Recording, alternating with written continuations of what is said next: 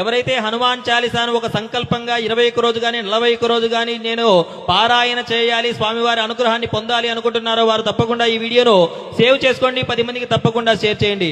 ఈ రోజున నేను హనుమాన్ చాలీసాను ఎలా పారాయణం చేయాలో చెబుతున్నాను ఈ వీడియోలో. ముందుగా మీరు 21 రోజు లేదా 41 రోజుగా స్వామివారి హనుమాన్ చాలీసాను పారాయణం చేయాలనేది నిర్ణయించుకోండి.